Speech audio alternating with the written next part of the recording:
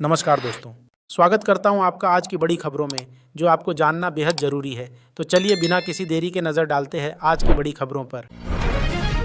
813वें उर्स के अवसर पर प्रधानमंत्री नरेंद्र मोदी की ओर से ख्वाजा मोइनुद्दीन चिश्ती की अजमेर दरगाह पर चादर भेजी जाएगी। यह परंपरा धार्मिक सौहार्द और देश की साझा संस्कृति का प्रतीक मानी जाती है, जिसमें देश भर से लाखों श्रद्धालु शामिल होते हैं। भारत में नेपाल और बांग्लादेश जैसे आंदोलनों का जिक्र करते हुए इनेलो नेता अभय चौटाला के बयान ने सियासी हलचल बढ़ा दी है। बयान पर बीजेपी ने तीखी प्रतिक्रिया दी है, वहीं विपक्ष इसे सरकार से असहमति की आवाज बता रहा है। दिल्ली ब्लास्ट मामले में जांच तेज करते हुए एनआईए आरोपी को जम्मू कश्मीर के शोपियां के जंगलों में लेकर गई। संदिग्ध ठिकानों पर तलाशी अभियान जारी है। सुरक्षा एजेंसियां किसी भी संभावित नेटवर्क की कड़ियां जोड़ने में जुटी हैं। इंदौर में जहरीला पानी पीने से लोगों की तबीयत बिगड़ने के मामले में प्रशासनिक सख्ती बढ़ी है। राज्य सरकार ने लापरवाही के आरोप में अपर आयुक्त को हटाने के निर्देश दिए हैं, जबकि मामले की जांच और राहत कार्य जारी है। जम्मू कश्मीर के अनंतनाग जिले में सुरक्षा कारणों से कोकरनाग क्षेत्र में ट्रैकिंग, कैंपिंग और हाइकिंग गतिविधियों पर रोक लगा दी गई है। प्रशासन ने आदेश जारी कर पर्यटकों और स्थानीय लोगों से निर्देशों का पालन करने की अपील की है।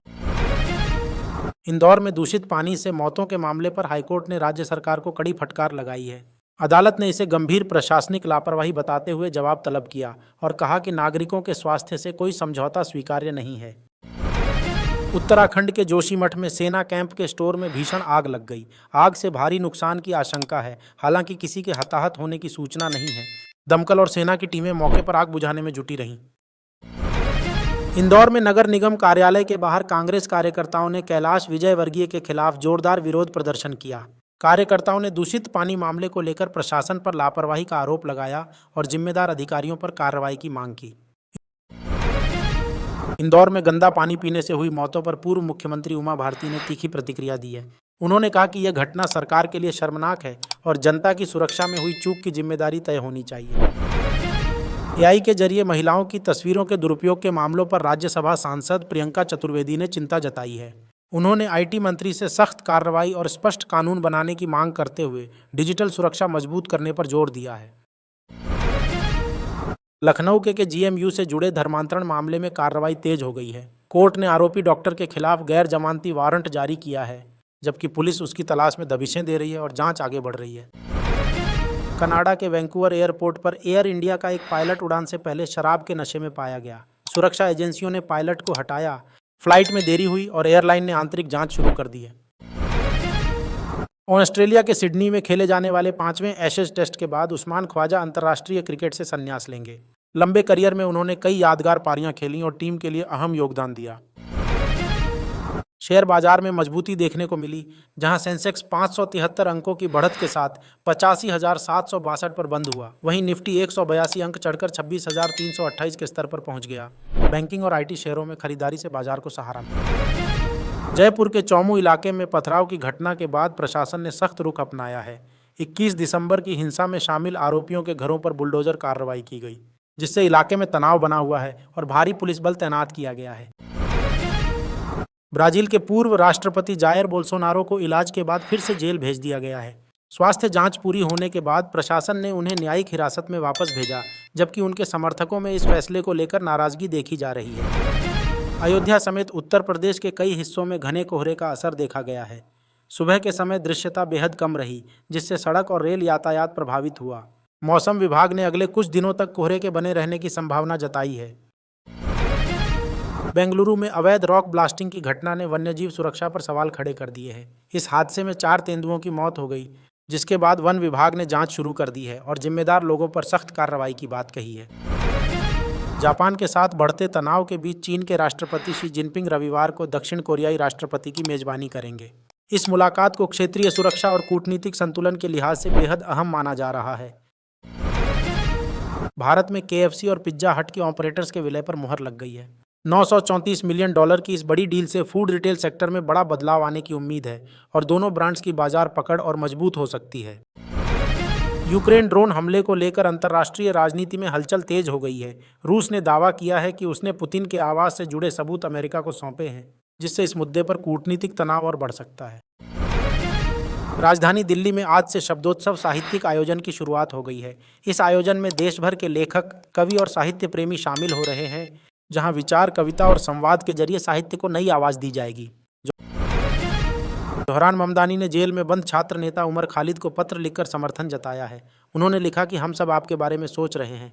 यह पत्र सोशल मीडिया पर सामने आने के बाद चर्चा का विषय बन गया है। नए साल से पहले पेरू में हिंसा भड़क उठी है। पाटाज जिले में खनिकों पर हुए हमले में कम से कम 3 लोगों की मौत हो गई। वारदात के बाद इलाके में दहशत है और सुरक्षा बलों ने जांच तेज कर दी है। आरएसएस प्रमुख मोहन भागवत आज से भोपाल के 2 दिवसीय दौरे पर रहेंगे। इस दौरान वे संगठनात्मक बैठकों के साथ युवाओं से संवाद करेंगे और राष्ट्र निर्माण में युवाओं की भूमिका पर अपने विचार साझा करेंगे। गृह मंत्री अमित शाह आज अंडमान निकोबार दौरे पर जाएंगे। वह वहां संसदीय परामर्श समिति की बैठक की अध्यक्षता करेंगे और द्वीप समूह से जुड़े विकास व सुरक्षा मुद्दों पर समीक्षा करेंगे। मुंबई नगर निगम चुनाव से पहले राजनीति गर्मा गई है। उद्धव ठाकरे और राज ठाकरे आज से संयुक्त रैलियों की शुरुआत करेंगे, जिसे महाराष्ट्र की राजनीति में बड़े सियासी संकेत के तौर पर देखा जा रहा है। गुजरात के आईएएस अधिकारी राजेंद्र कुमार पटेल को ईडी ने गिरफ्तार किया है। मामला कथित वित्तीय अनियमितताओं से जुड़ा बताया जा रहा है। हालांकि एजेंसी की ओर से आधिकारिक विवरण का इंतजार किया जा रहा है। हिजाब विवाद से जुड़ी डॉक्टर नुसरत को एक और मौका मिला है। नीतीश सरकार ने उनकी ज्वाइनिंग डेट फिर बढ़ा दी है, जिस पर सियासी और सामाजिक हलकों में अलग अलग प्रतिक्रियाएं सामने आ रही हैं। ममता बनर्जी के भतीजे अभिषेक बनर्जी 1 महीने की यात्रा पर निकल रहे हैं। माना जा रहा है कि इस यात्रा के आधार पर पार्टी के टिकटों को लेकर अहम फैसले लिए जा सकते हैं। उत्तर प्रदेश में अगले 7 दिनों तक बहुत घना कोहरा छाने की चेतावनी जारी की गई है। मौसम विभाग के मुताबिक उत्तर भारत में ठंड और बढ़ेगी, जिससे सड़क और रेल यातायात प्रभावित हो सकता है। 2026 में भी सोने चांदी की चमक बरकरार है। चांदी में 5,656 रुपये की उछाल दर्ज की गई है, जबकि सोना 954 रुपये महंगा हुआ है, जिससे सर्राफा बाजार में हलचल बढ़ गई है। प्राइमरी स्कूल की किताबों को कबाड़ी को बेचने के मामले में प्रशासन ने सख्त कार्रवाई की है। जांच के बाद संबंधित स्कूल के प्रिंसिपल को सस्पेंड कर दिया गया है और मामले की आगे पड़ताल जारी है। उत्तर प्रदेश में ठंड और कोहरे के चलते 12वीं तक के सभी स्कूल 5 जनवरी तक बंद रहेंगे।